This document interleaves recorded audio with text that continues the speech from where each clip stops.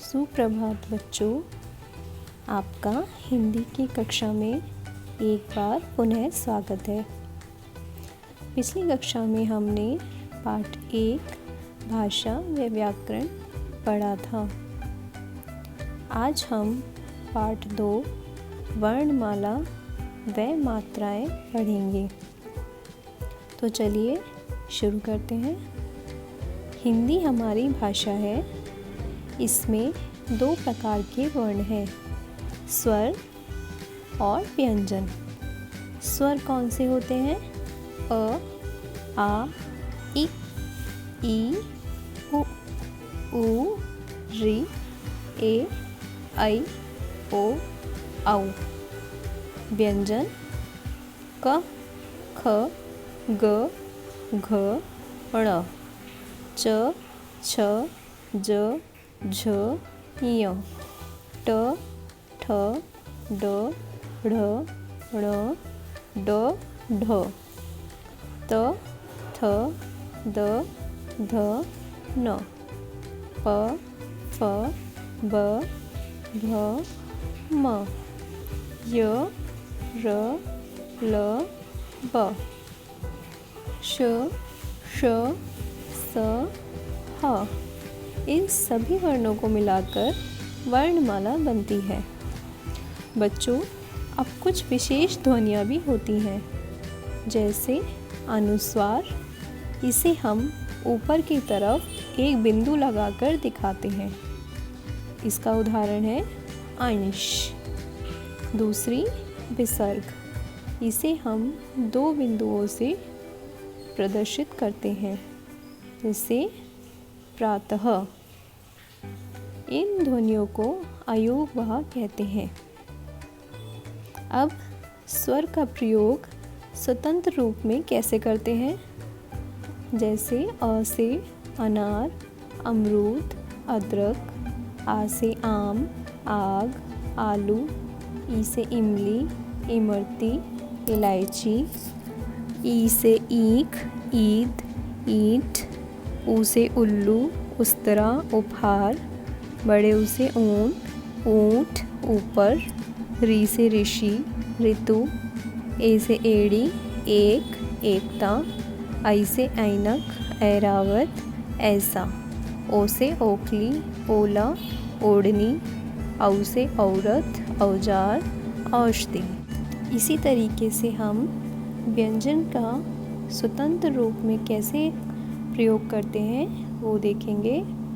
क से कबूतर, ककड़ी, कलश, ख से खरगोश, खरबूजा, खरल, ग से गधा, गमला, गणेश, घ से घर, घड़ा, घड़ी, ण खाली, च से चरखा, चम्मच, चटाई, छ से छतरी, छप्पर, छड़ी, ज से जहाज, जग, जड़, झ से झंडा, झरना, झगड़ा, अणे खाली, ट से टब, टमाटर, टमटम, ठ से ठठेरा, ठेला, ठप्पा, ड से डमरू, डलिया, डाकिया, ढ से ढपली, ढक्कन, ढाल, ण खाली, ड़। ये जो 2 ड और ढ होते हैं, इनका प्रयोग हम कैसे करते हैं? ड़ से साड़ी, घड़ी, गुड़िया, ढ़ से कड़ी, कढ़ाई, सीढ़ी, त से तरबूज, तख्ती, तबला, थ से थर्मस, थन, थर्मामीटर, द से दवात, दर्जी, दरवाज़ा, ध से धनुष, धन, धोबी, न से नल, नट, नथ, प से पपीता, पतंग, पत्थर, फ से फल, फव्वारा, फली, ब से बरगद, बस, बढ़ई, भ से भवन, भालू, भगत, म से मछली, मगर, मटर, य से यहूदी, यज्ञ, यति, र से रथ, रस्सी, रवि, ल से लट्टू, लड्डू, लड़का, व से वक, वजन, वर्षा, श से शरीफा, शरबत, शलगम, श से षटकोण, स से सब्जी, सर्कस, सड़क, ह से हल, हथेली, हलवाई। आप सभी भी इन व्यंजनों को इसी प्रकार बोलकर अभ्यास करेंगे। जो अब हम देखेंगे मात्राएं। स्वरों का प्रयोग मात्राओं के रूप में भी होता है और स्वतंत्र रूप में भी। पिछले पृष्ठ पर हमने देखा स्वरों का प्रयोग स्वतंत्र रूप में कैसे होता है। अब हम देखेंगे स्वरों का प्रयोग मात्राओं के रूप में कैसे होता है। पहला अ की बच्चों कोई मात्रा नहीं होती।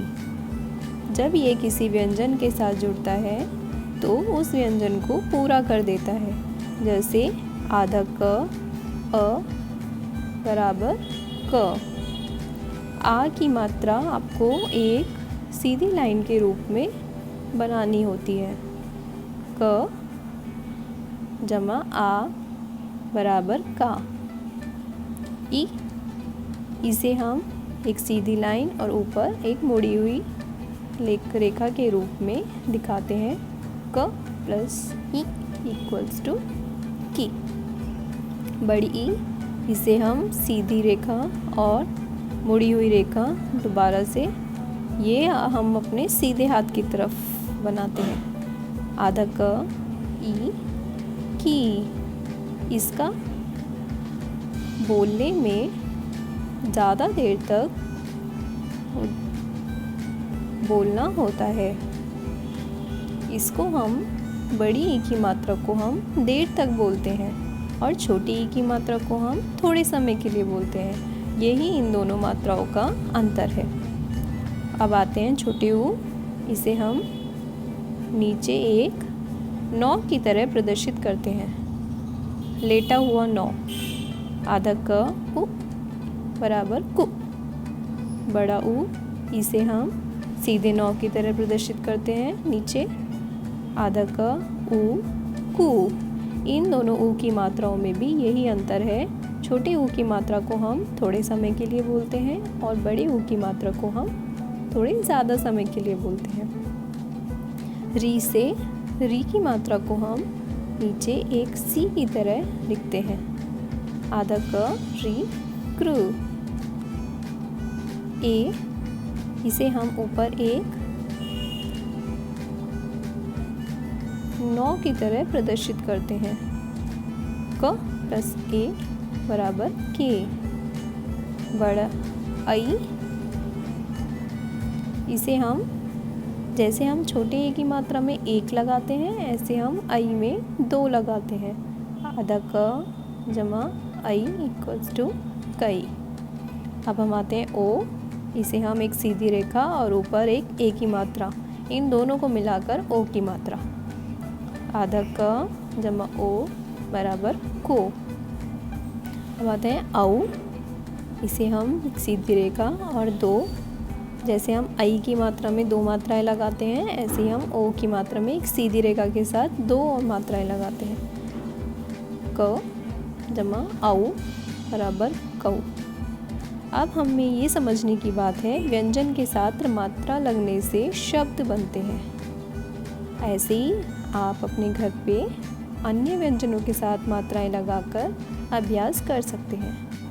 बच्चों, अब हम देखेंगे स्वतंत्र रूप से स्वरों का प्रयोग। ये हम पिछले पृष्ठ में भी पढ़ चुके हैं। फिर से एक बार देख लेते हैं जल्दी से। अ से अनार, आ से आम, ई से इमली, बड़ी ई से ईंख, ऊ से उल्लू, बड़े ऊ से ऊन, री से ऋषि, ए से एड़ी, आई से ऐनक, ओ से ओखली, औ से औरत। ठीक है, अब हमने देखा स्वतंत्र रूप से स्वरों का प्रयोग कैसे होता है और मात्राओं के रूप में स्वतंत्र स्वरों का प्रयोग कैसे होता है।